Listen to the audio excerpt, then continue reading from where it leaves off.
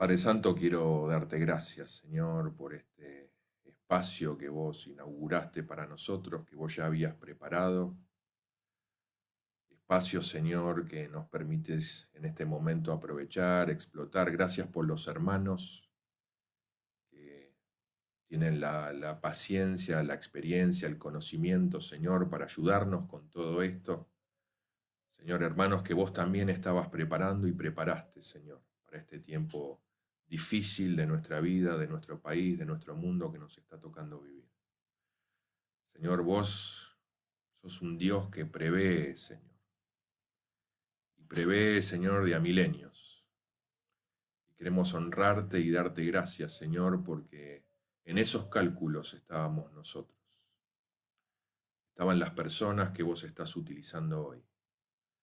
Estaban aquellos, Señor, que vos vas a explotar, Señor, en este tiempo, con sus dones, con sus habilidades, Señor, y te doy gracias, porque tu amor siempre nos precede.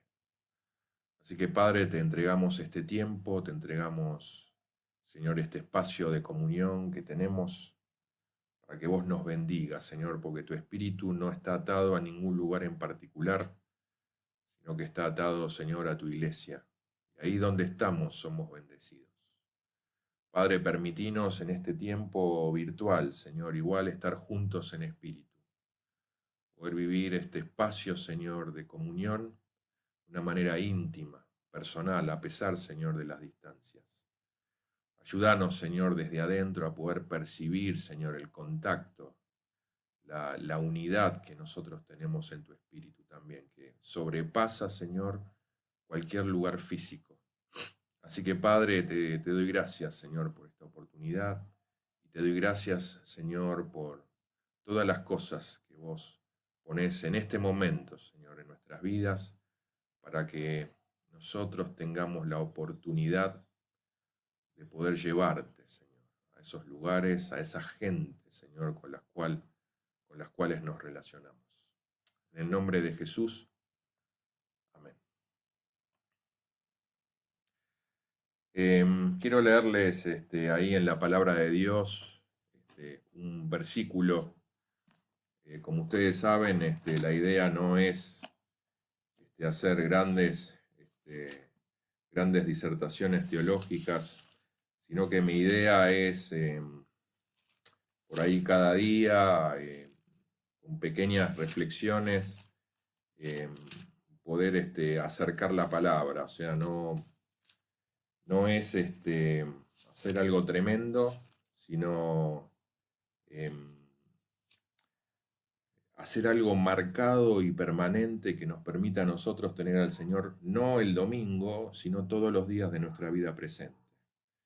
Eh, la intención es poder, con alguna idea, con alguna reflexión, con alguna cosa, estar explorando algunas cuestiones propias de nuestra vida, algunas cuestiones que están bien, para seguir desarrollándolas, algunas cuestiones que están mal, para ponerlas, digamos, a la vista y pedirle al Señor y tratar con el Señor esas cosas y que Él nos vaya ayudando a ir superándolas. Así que no es la idea hacer una gesta teológica cada día ni el domingo, sino sobre todas las cosas que nosotros podamos en lo cotidiano hacerle lugar a la palabra de Dios, hacerle lugar a la idea de Dios que quiere poner en nuestra vida, y así ir creciendo. Entonces, en ese sentido, en esa idea es que estoy enmarcando de alguna forma todas aquellas cosas que el Señor está poniendo también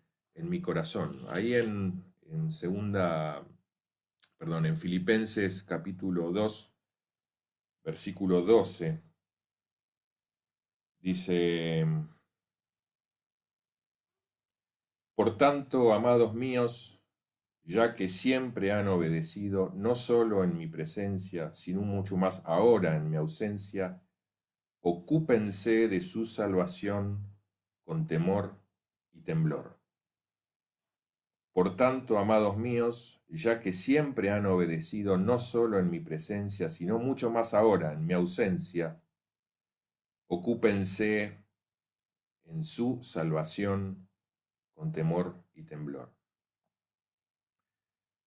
Me llama la atención en primer lugar esto de la ausencia, ¿no? Cómo nosotros manejamos las cosas de Dios en la ausencia. Bueno, me gusta estar un poco actualizado de las cosas que están pasando y una de las cosas que me llamó poderosamente, bueno, hubieron varias cosas que me llamaron poderosamente la atención en este tiempo y cosas realmente curiosas, cosas realmente lamentables, cosas muy complicadas de digerir también. Y una de ellas tiene que ver con lo que pasó esta semana en algunos lugares de nuestro país. Ustedes saben que porque hubieron enormes colas en los cajeros para cobrar la jubilación, las asignaciones universales, los planes sociales y todo lo demás. Bueno, finalmente los bancos o muchos bancos decidieron abrir un poco las puertas para poder tramitar, para que la gente pueda de alguna forma tramitar la cosa de una manera más fácil. Eh, y esto que a mí me llamó mucho la atención, la verdad que me dio entre un poco de indignación y gracia, pasó en Mendoza, en el Banco Columbia. Resulta que, bueno, me quedé sorprendido por la iniciativa y la creatividad empresarial de algunas personas que alquilaban niños para que la gente pudiera hacer la cola más rápido. ¿En qué consistía esto? La vuelta del banco, habían unas personas que estaban con algunos niños y por algunos pesitos ellos entregaban estos niños para que uno al acercarse a la cola tenga preferencia por cargar un niño y haga la cola más rápido, pueda entrar sin hacer la cola. Creatividad 100% argentina. Nosotros somos espectaculares a la hora de ingeniárnosla para ver de qué forma podemos, podemos ir zafando. Me acuerdo el caso de unas personas que estaban en Japón, ellos argentinos en Japón, ellos fueron a un hotel, tuvieron que pasar el invierno en Japón y resulta que nunca compraron en esos meses que estuvieron la ficha, bueno, compraron una vez solamente la ficha que se le pone al calefactor de la habitación para que empiece a funcionar. La compraron una vez, no la compraron más, es una ficha que aparentemente se compraba a diario y claro, pero la gente del hotel de alguna forma se daba cuenta de que ellos tenían calefacción igual. Entonces cuando ellos hicieron el checkout, cuando ellos tuvieron que irse, la gente del hotel dijo, mire, nosotros no les vamos a cobrar, pero por favor díganos cómo hicieron para tener calefacción sin comprar la ficha. Bueno, ellos lo resolvieron de una manera muy fácil. Compraron una ficha, hicieron un molde de hielo, hicieron un molde para poner en el congelador. Entonces se llenaban el molde con agua, el agua se congelaba y tenían una fichita de hielo que la tiraban en el calefactor y el calefactor se activaba. Nosotros los argentinos somos tremenda y profundamente creativos a la hora de eh, salvarnos, ¿no? Y esto es algo, por supuesto, que no solamente pasa en nuestro país, sino que lo he visto a nivel mundial. Nosotros en este momento tenemos más de 1 millón de contagiados en el mundo. En Irán solamente, que es el séptimo país a nivel de contagio, hay más de 50.000. Ahora, hay un país pegado a Irán, que se llama Turkmenistán, que está al norte, y han pegado en la frontera, donde ellos reportan cero cantidad de contagiados. ¿Porque no los tienen? No, porque decidieron de alguna manera negar la existencia del coronavirus. Ellos le prohibieron a los medios de comunicación usar la palabra coronavirus y Reporteros Sin Fronteras denunció que la quitaron del vocabulario turcómano, ¿no? La eliminaron solamente para que el mundo no sepa y la gente no se entere de que hay una pandemia mundial. Hacemos cosas increíbles para salvarnos. En Nueva York se están reportando casi 50.000 casos de contagiados. Ya tiene más de 1000 muertos. Y el Departamento de Salud de la ciudad de Nueva York acaba de editar un escrito, una guía que tiene que ver con cómo nosotros poder disfrutar de las relaciones sexuales o del sexo sin el peligro de propagar el virus. Entonces, lo primero que aparece ahí, en el documento que ellos escribieron, es: vos sos tu mejor pareja sexual y la más segura. ¿Qué significa esto? Que ellos aconsejan que en este tiempo de virus uno tenga sexo con sí mismo.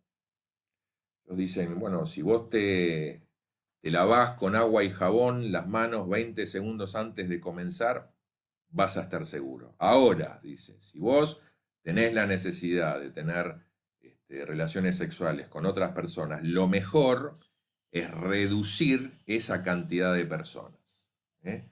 Ellos aconsejan tener un grupo reducido de parejas sexuales, que todo se maneje dentro de ese grupo mínimo, y lo otro que aconsejan es evitar las relaciones sexuales grupales. Que por lo menos en la cuarentena podamos abstenernos de la relación sexual grupal. Me sorprende mucho todo lo que está ocurriendo en relación a salvarnos. Me sorprenden mucho los recursos, me sorprenden mucho los consejos, me sorprenden mucho las actitudes, me sorprende mucho qué es lo que está pasando en el mundo y qué es lo que está pasando con la gente cuando ve que su vida está en peligro, ¿no?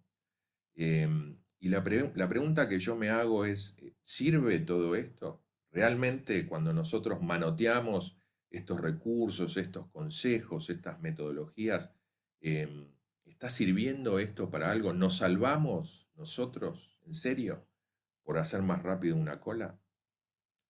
¿Me salvo yo por echar a un médico? ¿Me salvo yo por echar a un farmacéutico de mi edificio? O sea, nosotros vamos a zafar por por reducir la cantidad de nuestras parejas sexuales. Esa es la cosa. Y por ahí una pregunta que me parece que es un poco más profundo, que va un poco más abajo, y es, em, ¿puedo yo considerarme salvado solamente porque no me contagié el virus? Esto me lleva a pensar en el tema que quiero compartirles hoy, que tiene que ver con esto. Hay una seria diferencia entre la salvación y la supervivencia. Hay una seria diferencia. Creo yo que la supervivencia es algo que en nuestra vida, tratar de sobrevivir es algo que resulta pesado y lento, ¿no? Se da paso a paso, momento a momento, ¿no? Hay que, de alguna forma, ser capaz de visualizar, de entender las oportunidades, ¿no? Y hay que ser rápido para aprovecharlas en el momento que se presentan, con eficacia, con rapidez, porque si no desaparecen. Pero esto lo que hace esto es un enorme generador de ansiedad y de agotamiento, porque uno tiene que estar viendo, bueno, de qué manera hago la cola más rápido. Uno tiene que estar haciéndose, no sé, gárgaras de lavandina y de alcohol en gel como si fueran el santo grial. Uno tiene que mantener la distancia social, como si hubiera un aura alrededor nuestro llena de repelente que puede matar a todos los bichos que se acercan, ¿no? Es algo que produce en nosotros una cantidad de ansiedad, una cantidad de agotamiento. ¿Por qué? Porque estamos concentrados en pasar el día, ¿eh? Mientras sobrevivir es algo especulativo y es algo momentáneo, la salvación de Dios es algo definitivo y eterno. Entonces la pregunta que yo trato de hacerme hoy es, ¿cuál de estos dos conceptos están mandando hoy en mi vida? ¿Cuál de estas dos ideas están sosteniendo hoy mi vida? ¿No? Nosotros podemos descuidar mucho nuestra salvación. Ahora, en estos tiempos de cuarentena, los jardineros no están pudiendo llegar a casa. Entonces, no hay jardineros, la máquina de cortar pasto se me quemó. Entonces, tenemos el pasto por las rodillas. Está desparejo, parece la, la selva de Lost, ¿no? Esa cosa desordenada, desprolija, despareja, ¿no? Esa jungla, ¿no? Que se va juntando. Y por otro lado, mis perras están adquiriendo un nuevo hobby, que es hacer como unos pozos en el pasto, ¿no? Ellas saben que yo salgo y lo primero que veo es el pozo y me altero, ¿no? Y uno puede ver cómo lo que siempre estuvo más o menos cuidado, más o menos resuelto, en este momento empieza a estar descuidado. A la vuelta tengo el troncomóvil, el Peugeot, que ya que ya murió hace tiempo. Estamos ahí peleando con la municipalidad a ver cómo nos podemos deshacer de eso. Pero la realidad es que está, bueno, está ahí, está abandonado, uno se da cuenta, ¿no? Del aspecto generalizado que tiene de falta de amor, pobre auto. Este, Está despintado, tiene polvo en los asientos, tiene unos bollos por ahí dando vueltas, qué sé yo, ¿no? Y uno, eh, cuando mira algo que está descuidado, uno se da cuenta al instante. Nosotros de esta misma forma podemos descuidar nuestra salvación cuando empezamos a mendigar un poco de supervivencia y pensamos que son la misma cosa. Uno puede darse cuenta en su propia vida cuando en vez de vivir la salvación me estoy dedicando a sobrevivir. En lugar de vivir una verdadera y profunda transformación, ¿no? que afecta a todas las esferas de nuestra vida, de nuestra existencia. ¿eh? Porque la salvación es eso, es una profunda transformación que afecta a todo lo que somos, todo lo que tocamos, todo lo que pensamos, trastoca la manera en que vemos la vida, al hombre, a Dios, trastoca absolutamente todo. Pero cuando yo descuido esa salvación que puso el Señor en mi propia vida y la relego, la separo, la acurruco solamente para un aspecto religioso, solamente para un día de la semana en el que vamos a la iglesia, la realidad es que toda la confianza, toda la seguridad, toda la fortaleza que viene con esa salvación y que esa salvación es capaz de agregarle a nuestra vida, va desapareciendo. Y empezamos a tener vidas mediocres, reducidas, silenciosas, asépticas, que no producen nada ni en nosotros mismos ni en nadie, y a veces nos preguntamos por qué. Y todo ese tema, en momentos donde la cosa va bien, donde la cosa está maquillada, donde la cosa funciona según los cálculos, bueno, uno puede esconder un poco más. Pero cuando la vida empieza a salirse de eso que teníamos calculados, el descuido se empieza a notar mucho más. En lugar de entusiasmo y pasión, ese entusiasmo y esa pasión que son propias de alguien que está viviendo de una manera plena la salvación, ¿no? En realidad lo que está teniendo lugar en nuestras propias vidas en este momento es la rutina y el aburrimiento de la cuarentena. ¿eh?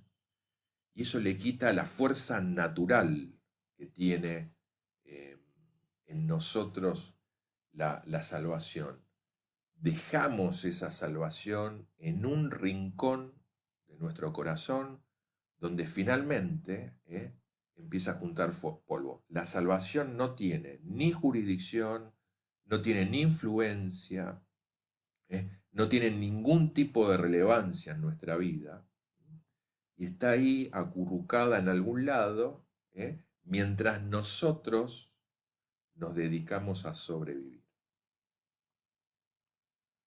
Nosotros podemos descuidar nuestra salvación. podemos hacerla a un lado, podemos hacer a un lado sus beneficios, podemos hacer a un lado sus virtudes, sus posibilidades, y podemos concentrarnos solamente en pasar el día de hoy. Pablo nos aconseja ahí, cuiden, ¿no? Pablo nos dice, ocúpense de su salvación con temor y temblor. O sea, empiecen a tratar esto que el Señor les ha dado con suma responsabilidad. La palabra que se usa ahí de ocúpense tiene que ver con algo que uno tiene que llevar a su culminación. Es como si Pablo dijera, no paren a la mitad de camino, no se detengan, traten, sigan adelante y traten de alguna manera de llevar esta obra de salvación que el Señor empezó en ustedes, traten de que se realice en sus vidas de una manera plena. ¿eh?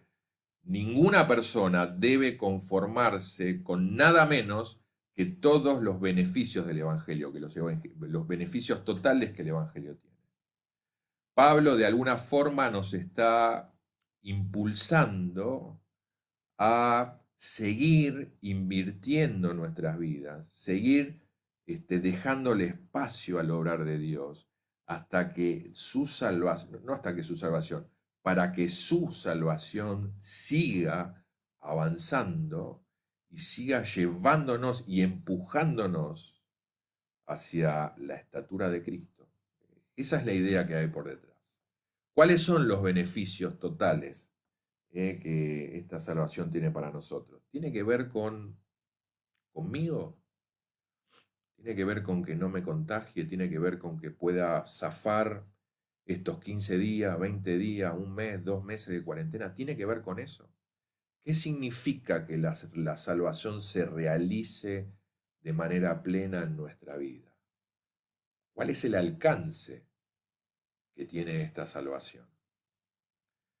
Em, Creo que hay dos cosas, por lo menos las que yo estuve pensando, que tienen que ver con este alcance, con hasta dónde llega o hasta dónde debe llegar nuestra salvación.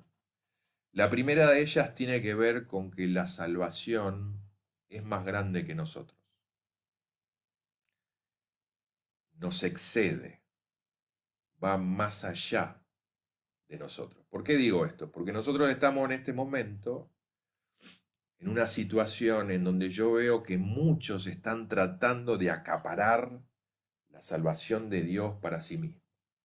Y la verdad es que no está diseñada la salvación que viene de Dios para ayudarnos a zafar en los momentos difíciles. No es esa la idea.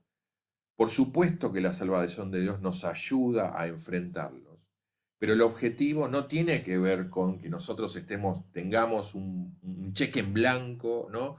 Y un boleto para pasar de todos los sufrimientos, de todas las situaciones, de todas las enfermedades. No es esa la idea de la salvación. ¿Por qué? Porque la salvación tiene una cualidad transitiva.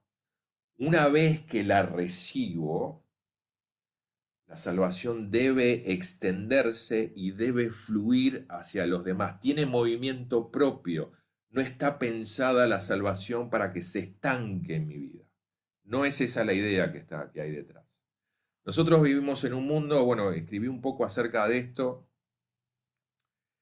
en donde estamos contaminados por otra pandemia que es el pecado, ¿no? El hombre está condenado a un planeta y a una situación espiritual contaminada, una situación no contaminada por un virus, sino que contaminada por la angustia, por el dolor, contaminada por el sufrimiento, contaminada por un montón de cosas. Y la Biblia, una y otra vez, nos muestra la intención de Cristo de llevarle a esas personas. Él cuando estuvo acá de manera personal y después que se fue, usarnos a nosotros que somos su cuerpo, para llevarle a esa gente las buenas nuevas de salvación. Jesús quiere gritarle en la cara a esas personas que son libres, que Él vino a vendar sus heridas, que Él está anunciando el año agradable del Señor. Jesús quiere traer consuelo, quiere traer paz, quiere traer un espíritu de júbilo, un espíritu de gozo, un espíritu de alabanza, quiere traer autoridad. Jesús lo que quiere hacer es darnos a nosotros una vida plena. Yo vine para que tengan vida y para que la tengan en abundancia. Ese es el objetivo de Jesús y ese es el objetivo de la salvación. Ahora, es interesante cómo Jesús manejó esto de la salvación mientras Él estuvo con nosotros. El endemoniado de Gadara, el endemoniado gadareno, vivía en un lugar lleno de féretros, lleno de tumbas, y vivía un profundo tormento interior que Cristo se encargó de eliminar. Cristo lo salvó, Cristo lo sanó, y Cristo lo envió a que Él pudiera testificar acerca de todo eso que Cristo hizo, con los suyos, en la tierra de Él.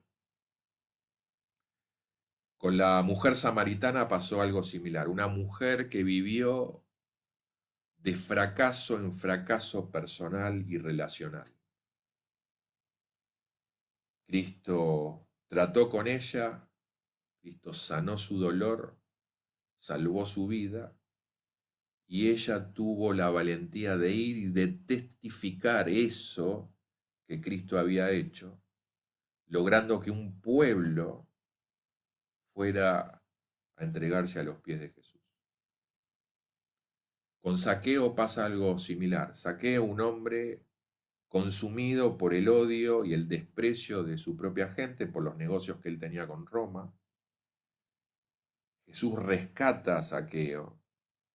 Y cuando esa salvación llega a la vida de él lo primero que hace es decir, voy a dar la mitad de mis bienes a los pobres y si a alguien está fe, se lo voy a restituir 4 veces más. Cuando la salvación de Dios viene a nosotros, la salvación de Dios entra a nuestro espíritu, lo sana, lo rescata, lo limpia, lo hace nuevo y después sale y sigue su recorrido hacia los demás. La salvación de Dios viene, transforma y sigue circulando. No se atasca en nuestra vida porque no tiene un propósito de hacerme zafar a mí, sino que el propósito salvífico de Dios siempre es transitivo, tiene su propio ritmo y tiene su propio movimiento, no se detiene en mi vida, porque la idea es que llegue, transforme y siga, empujada por el Espíritu Santo y empujada también por mí. La salvación de Dios está por encima de nosotros, nos excede. No está destinada a anclarse en nuestra vida para favorecernos y hacernos zafar de todos los males. El diseño de la salvación de Dios es dinámico, llega a nosotros, transforma y sigue circulando, nos excede. No podemos mirar nosotros la salvación de Dios como un boleto de inmunidad total. No se trata de eso. Porque el principal objetivo de la salvación que trajo Jesús es que no me lo quede yo, sino que tenga la voluntad, la capacidad y en todo caso la creatividad de hacer que siga circulando.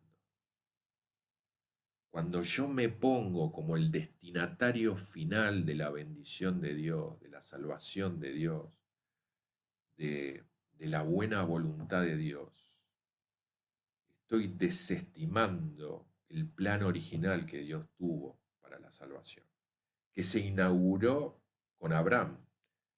El Señor le dijo a Abraham, te voy a bendecir a vos. ¿Para qué? Para bendecir a todas las familias de la tierra. Hay un carácter transitivo en la bendición y en la salvación de Dios. Ese creo que es un primer punto en cuanto a su alcance. El alcance de la bendición de Dios nos excede, es más grande que nosotros y no tiene la intención de quedarse solo para nosotros. En segundo lugar, creo yo que la salvación de Dios es más grande que nuestras circunstancias, excede nuestras circunstancias. Eh, Muchas veces pasa que nosotros venimos al Señor con dolores, con cargas, con un pasado difícil, cosas que no podemos manejar, cosas que no sabemos cómo cambiar, cosas de nosotros que no nos agrada y que nos cuesta ver avance. Traemos, muchos de nosotros, mochilas pesadas,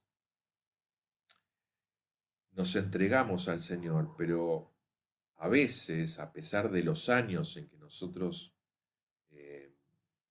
tenemos en la fe, esas cosas siguen estando. Esas situaciones no desaparecen, a veces se agudizan, a veces se camuflan. Como personas tenemos cosas ahí adentro que no han sido resueltas, pero que no se manifiestan y se empiezan a manifestar eh, en un trabajo, se empiezan a manifestar cuando nos casamos, se empiezan a manifestar cuando tenemos hijos. Están ahí escondidas, no resueltas, las cargamos, pero no nos habíamos dado cuenta de que estaban hasta que empiezan de alguna manera a manifestarse en nuestra vida cotidiana y en situaciones de nuestra vida que hasta este momento no nos habían tocado vivir. Pasa mucho, ¿no?, en la vida familiar, en relaciones de padres con hijos, pasa mucho en las relaciones matrimoniales, relaciones que se van secando, relaciones que van complicándose. Hay cosas en nosotros que no vemos, que no hemos podido resolver, que no nos damos cuenta a veces que están. Vemos solamente lo que pasa con el otro y no podemos ver nada de lo que pasa con nosotros. Hay situaciones que hacen a lo laboral, no sabemos cómo permanecer en un trabajo, no sabemos cómo trabajar en equipo, no sabemos cómo relacionarnos con un jefe, ¿no? Pasa en nuestra vida de estudiantes, no sabemos cómo lograr una disciplina, no sabemos cómo tener iniciativa frente a cosas personales y proyectos, no sabemos cómo mantener a largo plazo una actitud correcta frente a los estudios o a las responsabilidades, ¿no? Están ahí, esas cosas que están ahí, que vamos arrastrando, ¿no? Eh, y eso va generando en nosotros sufrimiento, ¿no? Va generando en nosotros cuestiones en nuestra vida y como no las hemos podido resolver, como la salvación que trae Cristo no ha llegado, no ha tocado, no ha influenciado, no le hemos dado espacio para tocar esos lugares, ¿no?, empiezan a pesar y a pesar y a pesar, y eso nos obliga a nosotros a poner nuestra mirada solo en el presente, solo en aquí y en el ahora, para ver de qué manera nosotros podemos o mejorar eso, o por lo menos podemos impedir que la cosa empeore. Tenemos esta mirada del aquí y ahora, inmediata, ¿no? Eh, Porque, bueno, tenemos una carga, algo nos está pesando, algo nos está doliendo, tenemos que resolver.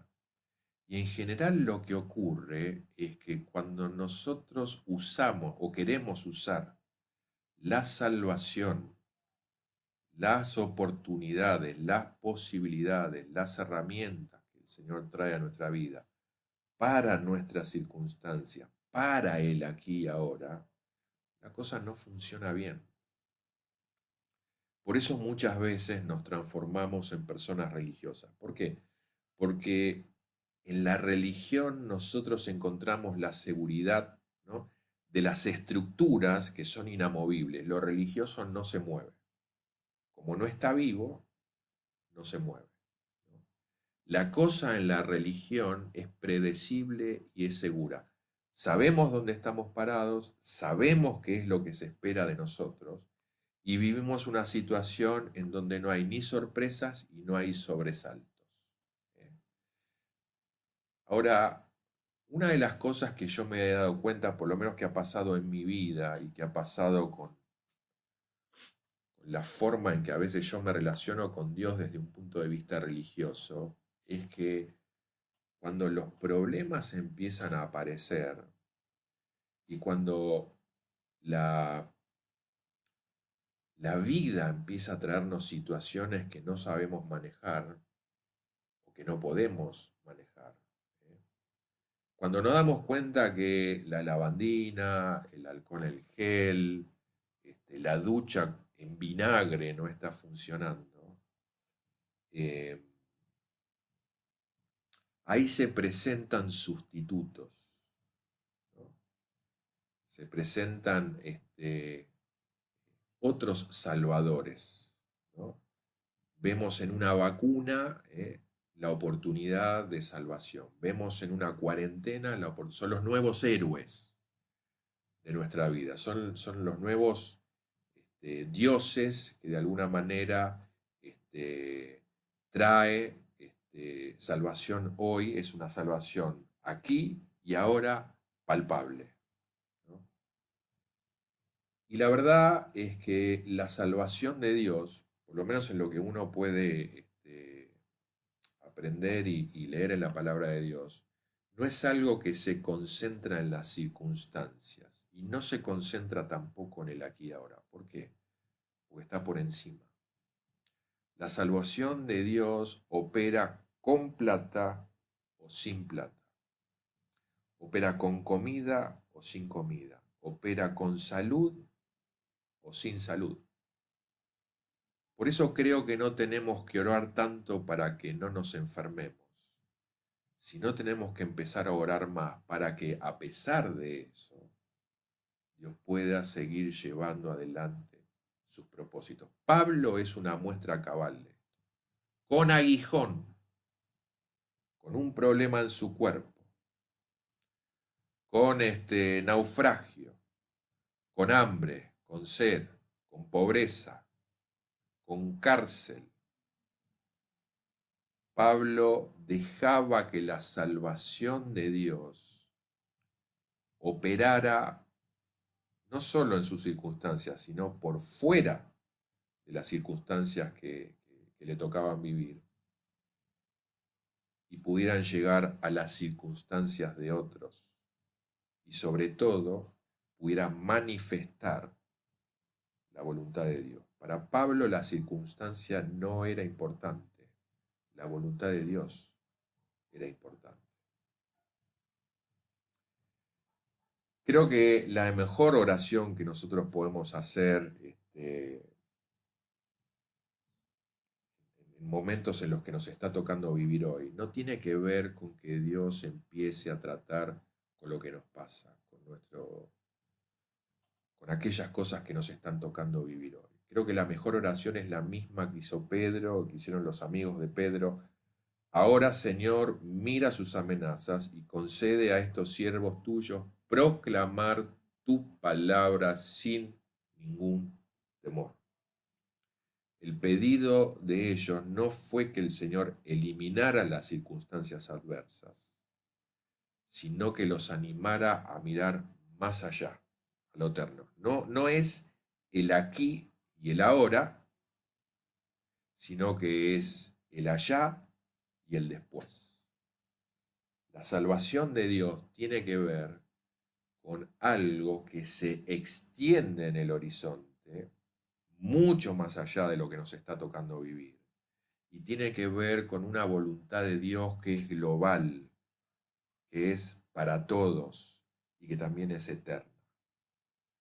cuando empezamos a mirar las circunstancias que hay solamente en nuestra vida, que solo a nosotros nos interesa, empezamos a perder la perspectiva de la salvación y del propósito de la salvación que Dios trajo a nuestra vida.